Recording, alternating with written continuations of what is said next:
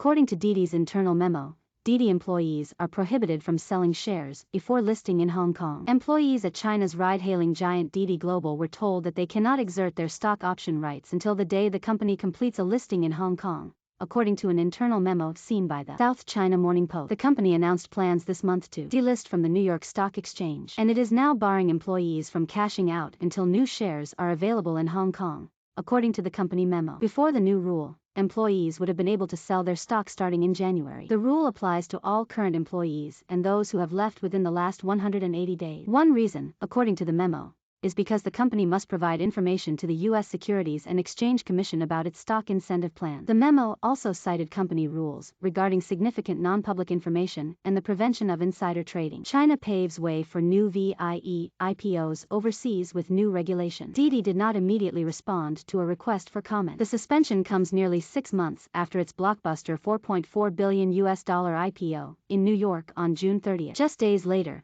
the Cyberspace Administration of China announced a cybersecurity review of the firm. The probe has still not concluded, and Didi has provided no timeline for a Hong Kong listing. To list in the Asian financial hub before delisting in the US, a process that can take months, Didi would likely pursue a dual primary listing. Such a listing would be subject to regulatory scrutiny on par with US bourses, industry insiders previously told them. For a secondary listing in Hong Kong, a firm must be listed elsewhere for at least 2 years. Having a Hong Kong listing ready while delisting in New York would allow investors in the U.S. to convert their American depository receipts into Hong Kong shares. This would give them an option other than cashing out shares that currently trade at about 40% of their IPO value of $14. Shares closed at $5.30 on Monday. It would also help Didi establish a new listing at home before the U.S. implements the Holding Foreign Companies Accountable Act, which will force foreign companies to delist from U.S. exchanges if they failed to turn over audit results for 3 straight years, starting from 2020. Last week, the China Securities Regulatory Commission published a draft regulation giving tacit approval to companies using the variable interest entity structure, a popular method of launching overseas listings for Chinese companies such as Didi. However, they must still meet compliance rules in China. The CAC, the internet regulator,